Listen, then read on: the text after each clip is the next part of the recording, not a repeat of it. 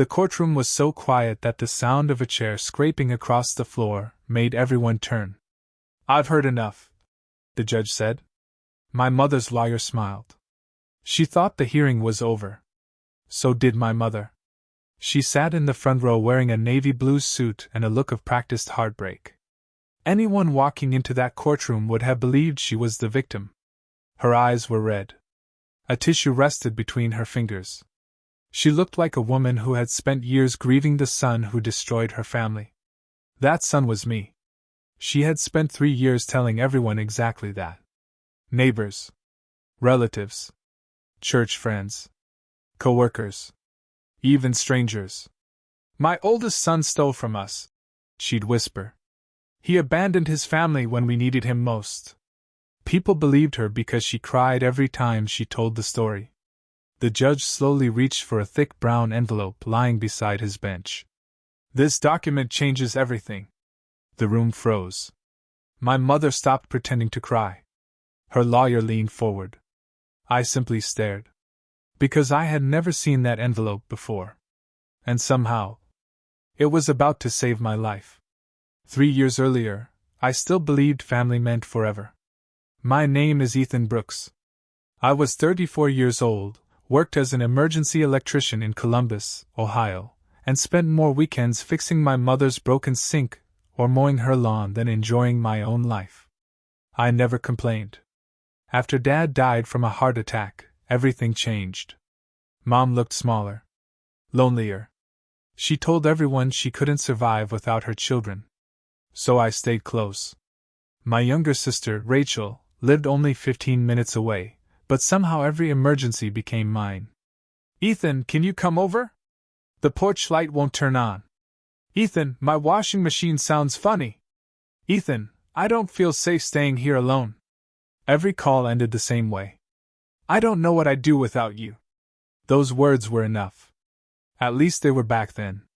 Rachel loved to joke that I was Mom's unpaid handyman. "You're too nice." She'd laugh while scrolling through her phone. "One day she's going to have you rebuilding the whole house." Maybe she was right.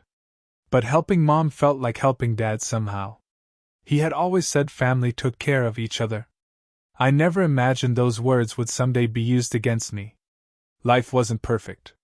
I had recently divorced after 12 years of marriage. No children. Just a quiet apartment filled with half-empty bookshelves and old memories. Most evenings I worked overtime because sitting alone felt worse than climbing electrical poles during a thunderstorm. My boss, Frank, noticed. "You know," he said one afternoon, handing me another work order, "you don't always have to be the guy fixing everybody else's problems." I laughed. "It's literally my job." "No," he replied. "I mean outside work." His words stayed with me longer than I admitted. One rainy Saturday, Mom called before sunrise. Her voice shook. "Ethan, I need you."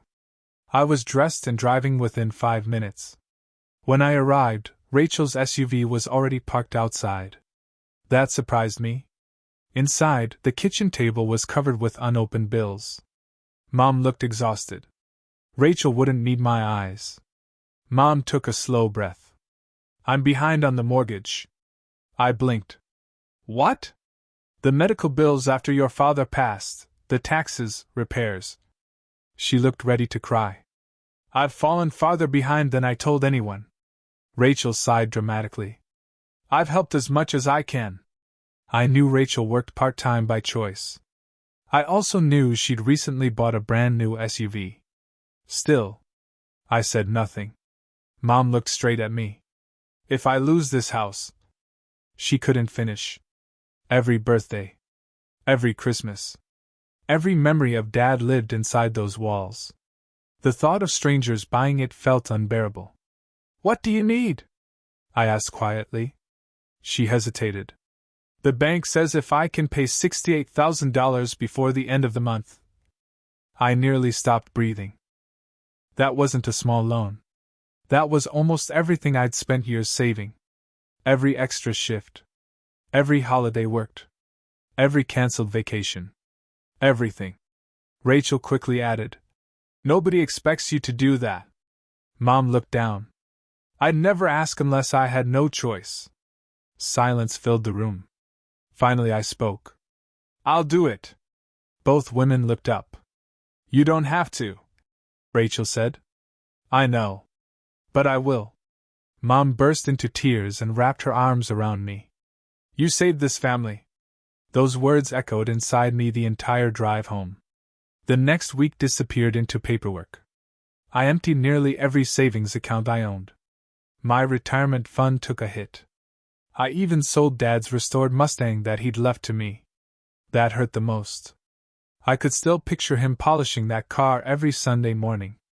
But keeping his house felt more important than keeping his car. When everything cleared, $68,000 went directly to stop the foreclosure. I never asked for repayment. I never wanted ownership. I trusted my mother. That was my mistake. For a while, everything seemed normal. Mom smiled again. The flowers returned to her front porch. Sunday dinners came back. Rachel laughed more. Family pictures filled social media. Life looked repaired. Except, something small had changed. Whenever finances came up, Mom changed the subject. Whenever I mentioned updating paperwork for the mortgage, she smiled. We'll deal with it later. Later never came. About 8 months after I paid off the debt, Mom invited everyone over for Thanksgiving. The house smelled like roasted turkey and fresh rolls. Cousins filled the living room. Kids chased each other through the hallway. For the first time since Dad died, it almost felt normal. Until my uncle raised a glass. I'm proud of Rachel. Everyone looked toward her. Mom smiled proudly. She stepped up after your father's passing. Rachel lowered her head modestly. Oh, it wasn't just me. But she never corrected him. Then Mom added something that hit me harder than any punch. Rachel sacrificed so much to keep this house. The room erupted in praise. I looked around. No one looked at me. Not one person. I waited. Surely Mom would mention what I'd done. She didn't. Instead, she reached over and squeezed Rachel's hand. I don't know where I'd be without my daughter. I sat there holding a fork that suddenly felt too heavy to lift. Frank's words came back. You don't always have to fix everybody else's problems. For the first time, I wondered if I'd been fixing the wrong ones. After dinner, I found Mom alone in the kitchen. You forgot something. She frowned. What? You told everyone Rachel saved the house. She stared at me for several seconds. Then she quietly closed the pantry door. I didn't forget. My stomach tightened. What does that mean? It means Rachel needs confidence. I blinked. And I don't? You're stronger. So lying was easier? She sighed like I was being unreasonable. Must everything be about recognition? No. It's about the truth. She crossed her arms. Families don't keep score. I almost laughed. I emptied my savings. You chose to. I sold Dad's car. You chose that too. Each answer felt colder than the last. Finally, she looked me straight in the eye. If people think Rachel carried us through this, let them. I couldn't believe what I was hearing. Why? Her answer changed everything. Because one child has to protect this family's future. And apparently, it isn't you. She walked away before I could ask what she meant. I stood alone in the kitchen, listening to my relatives laugh in the next room. For the first time in my life, home didn't feel like home anymore. I had no idea that Thanksgiving dinner wasn't the worst betrayal waiting for me. It was only the beginning. Within a few weeks, a certified letter would arrive at my apartment. One signature on that document would destroy my reputation across the entire town, and begin a court battle that would force a judge to uncover a secret my mother had spent years trying to bury. The certified letter arrived on a gray Tuesday afternoon. I almost tossed it onto the kitchen counter with the rest of the mail. Bills. A grocery coupon. An electric company notice. Then I saw the return address. A law firm. My stomach tightened. I tore the envelope open and unfolded 3 pages covered in legal language. The first sentence hit me like a freight train. You are hereby accused of coercing your mother into paying family debts under false pretenses and causing severe financial and emotional hardship. I read it again. Then a third time. None of it made sense. According to the complaint, I hadn't saved my mother's house. I had manipulated her, forced her into financial agreements, threatened to abandon her if she didn't compensate me. By the last page, my hands were shaking. My own mother was suing me. Not for the money I had given her. For damages. Nearly $120,000. I laughed. Not because it was funny. Because my brain refused to believe it was real. An hour later I stood outside Mom's front door. She answered after the second knock. She didn't look surprised. You got the papers. You sued me. I did what I had to do. What are you talking about? She stepped onto the porch and quietly closed the door behind her. I've been advised not to discuss the case. I stared at her. Mom, please don't make this harder. Harder? My voice echoed across the yard. I gave you everything I had. You keep saying that. Because it's true. She folded her arms. No, Ethan. You keep acting like buying peace gives you ownership. I never asked for ownership. Then why do you keep bringing it up? I couldn't believe what I was hearing. I've brought it up twice in 3 years. She looked away. You've changed. No. I finally stopped pretending. Her face hardened. If we're done. She reached for the doorknob. I caught myself before taking a step forward. I loved this family. She didn't answer. The door closed between us. By Friday, everyone knew. My phone exploded with messages. Uncle Steve. I never thought you'd take advantage of your own mother. Cousin Megan. If you needed money that badly, you could have asked. Aunt Denise. Your father would be ashamed. Not one person asked for my side. The story had already spread. Apparently I had bullied a grieving widow. Apparently I had demanded repayment. Apparently I had threatened lawsuits. Apparently I had ruined the family. Every lie traveled faster than the truth. Work became unbearable. Conversation stopped when I entered the break room. One coworker avoided eye contact. Another whispered something as I walked past. Only Frank treated me the same. He walked into my office carrying 2 coffees. I heard. So has everyone else. He sat down.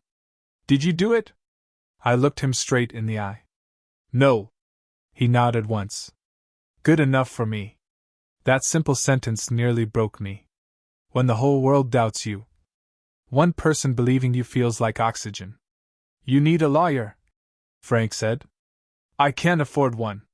You can't afford not to. The next morning he handed me a business card.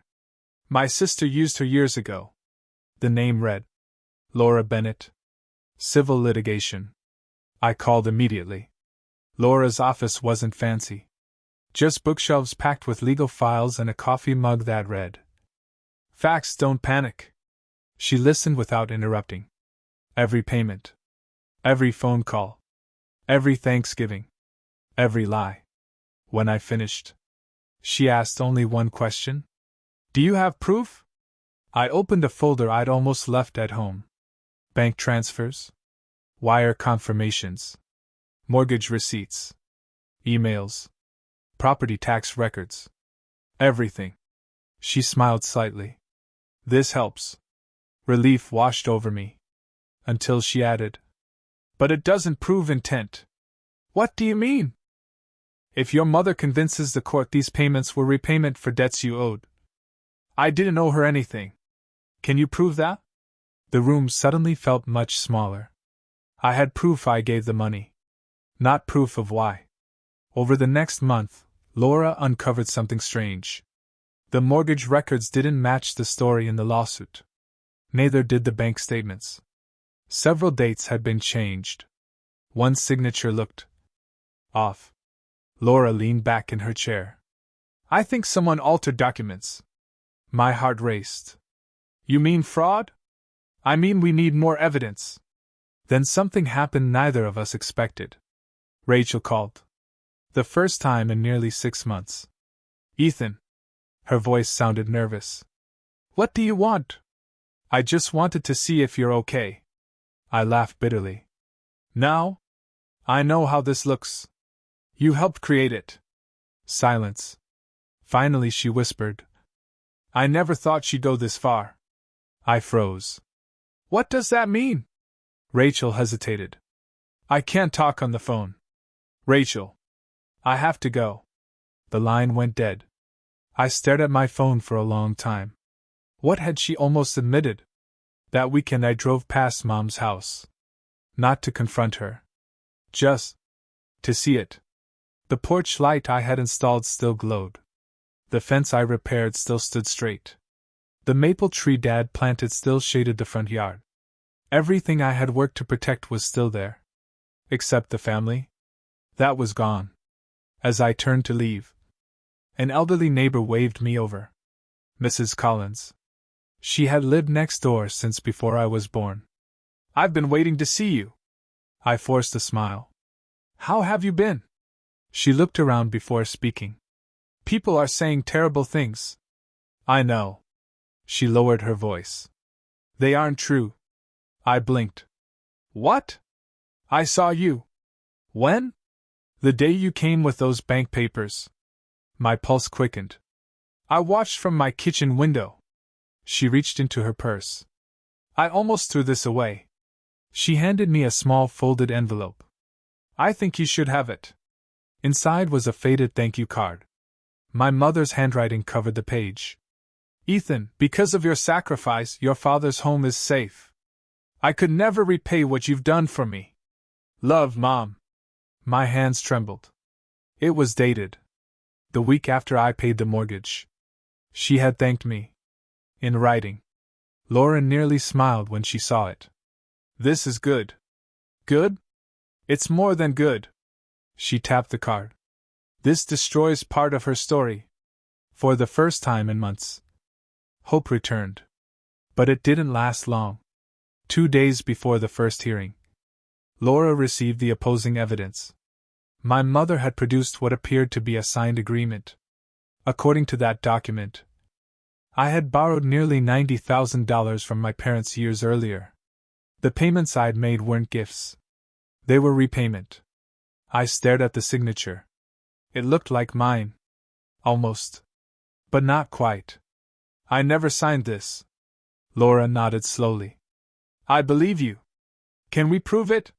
She looked at the document for several seconds. Maybe. But if we can't. She didn't finish. She didn't have to. If the judge believed the document, I wouldn't just lose the lawsuit. I'd become exactly what everyone already believed I was. The man who had ruined his own family. The hearing was only 48 hours away. And somewhere, someone had forged my name. Neither Laura nor I knew that another person had already discovered the truth. A person who had remained silent for years.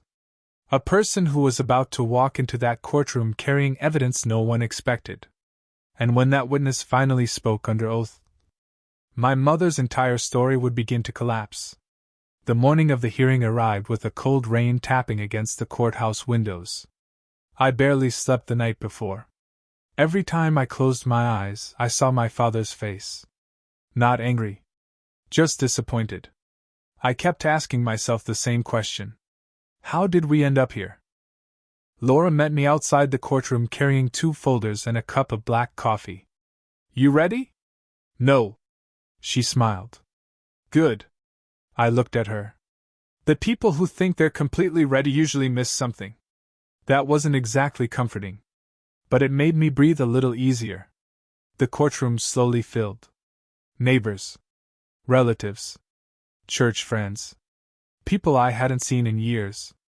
Most avoided looking at me. Others stared openly. I heard whispers. That's him. He sued his own mother. What a shame. No one knew the truth. Not yet.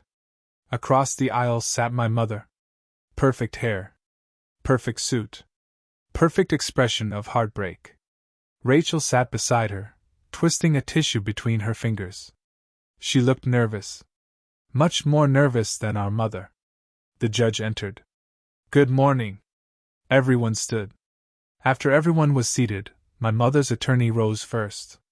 He painted a heartbreaking picture. A grieving widow. A selfish son. Financial manipulation. Emotional abuse. He spoke with confidence. By the time he finished, several people in the gallery were wiping away tears. Then it was Laura's turn. She didn't raise her voice. She simply placed one document after another before the judge. Wire transfers.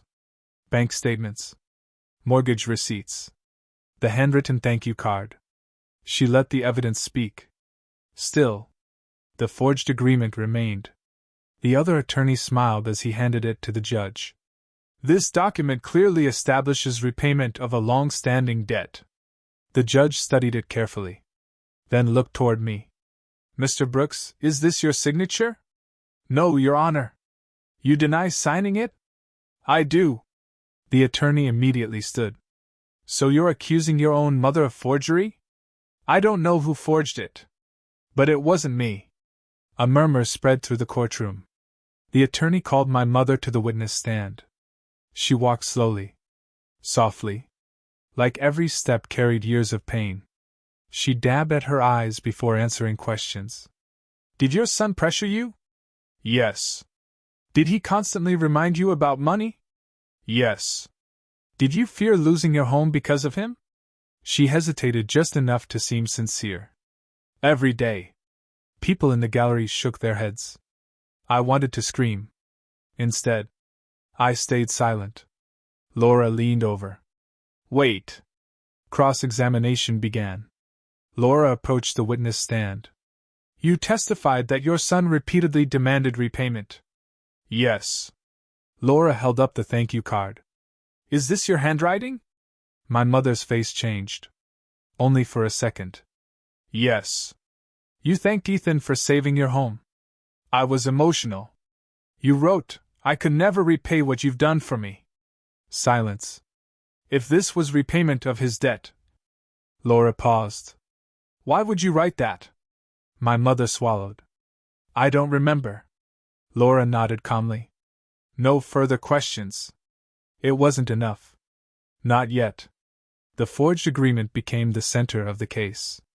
The other attorney insisted it was genuine. Laura requested permission to call a handwriting expert. An older man with 30 years of forensic experience stepped forward. He adjusted his glasses. Compared signatures. Measured strokes. Studied pressure marks. The courtroom watched in complete silence. Finally, he looked at the judge. "In my professional opinion," he said, "the signature on this agreement was traced." The room exploded with whispers. The opposing attorney stood immediately. "Objection." The judge raised a hand. "Overruled." The expert continued.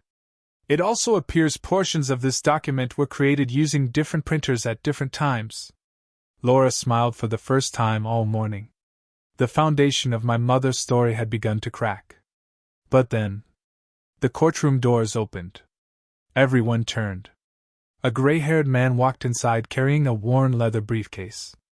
I didn't recognize him. Neither did my mother. The bailiff approached the judge. A brief conversation followed. Laura looked surprised. Very surprised. The judge nodded once. "The court will allow the witness." The man took the stand. "My name is Harold Simmons." He adjusted the microphone. "I was the branch manager at Franklin Community Bank when Mrs. Brooks refinanced her mortgage." My heart started pounding. He looked toward my mother. "I retired 2 years ago." Then toward the judge. "But I kept certain records after discovering irregularities during an internal audit." The courtroom became perfectly still. Mr. Simmons opened his briefcase. Inside was a thick file. He handed copies to both attorneys. Laura's eyes widened as she flipped through the pages. The other attorney's face lost its color. "What are these?" the judge asked. "Original transaction records." "Original?" "Yes, Your Honor." The versions submitted with the lawsuit are not complete. He pointed to one page. The missing page lists the source of the mortgage payoff. The judge examined it carefully. Then read aloud. Wire transfer received, Ethan Brooks. Every head in the courtroom turned toward my mother. Mr. Simmons wasn't finished. There is also a recording. My mother suddenly gripped the edge of the witness stand. What recording? Her attorney asked. Phone verification. The judge allowed it to be played. The speakers crackled. Then my mother's voice filled the courtroom. Yes, my son Ethan is paying the full amount himself. It is a gift. No repayment agreement exists. Silence. Absolute silence. No one moved. No one breathed. Rachel covered her mouth. I closed my eyes. After 3 years, the truth finally had a voice. The judge slowly removed his glasses. He looked directly at my mother. Mrs. Brooks? His voice was calm. Did you knowingly submit altered documents to this court? She didn't answer. Mrs. Brooks? Tears rolled down her face. Real ones this time. Her voice cracked. I didn't think it would go this far. Laura stood. Your Honor, we'd like the record to reflect that the witness has failed to deny the allegation. The judge nodded. It will. My mother looked at me for the first time that day. Not with anger. Not with pride. With fear. Before anyone could speak again, Rachel stood up. I need to say something. Her attorney tried to stop her. The judge raised his hand. You may. Rachel walked to the witness stand, crying before she even sat down. I knew about the lie. The words echoed through the room. I didn't help create the documents, she whispered. But I knew Mom was blaming Ethan. She couldn't look at me. I was afraid if I told the truth, she sobbed, I'd lose the only parent I had left. She wiped her eyes. But Ethan paid everything. He sold Dad's Mustang. He emptied his savings. He never asked for anything back. She looked at me through tears. I'm sorry. I should have told everyone years ago. The courtroom remained silent. The judge folded his hands. This court has heard enough. He looked toward my mother. The evidence clearly establishes that Ethan Brooks rescued this property from foreclosure. He paused. It also establishes that false testimony and altered evidence were presented before this court. The gavel struck once.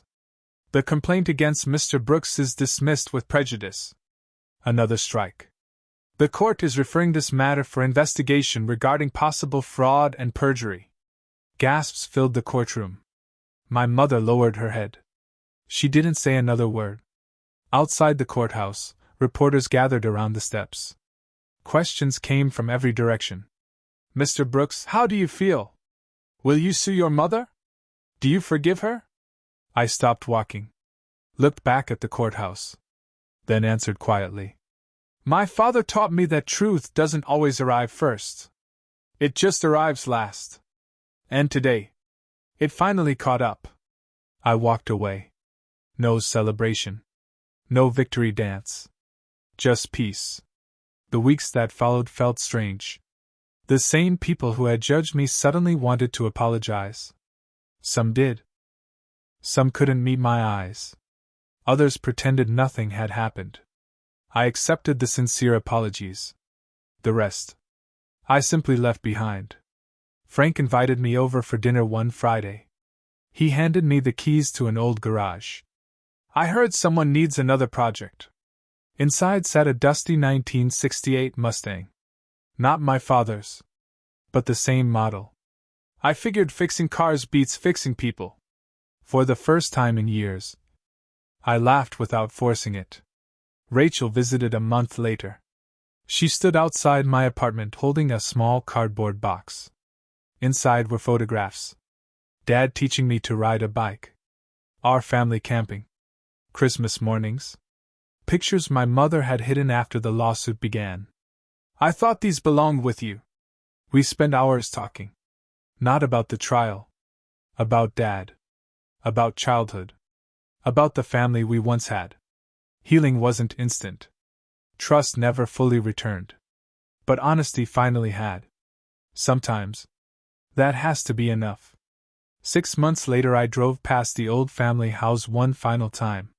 The porch lights still worked. The fence still stood. The maple tree still stretched across the yard. But I didn't stop. Some homes are built with wood and brick. Others are built with truth. Once that truth is broken, the walls may remain. But home is gone. I kept driving. Toward a life no longer defined by lies. Toward people who valued honesty over appearances. Toward peace my mother could never take away. Because in the end, she spent years convincing everyone that I had ruined the family. But it took only one judge. One forgotten bank manager. One frightened sister. And the undeniable truth. To reveal who had really broken it all.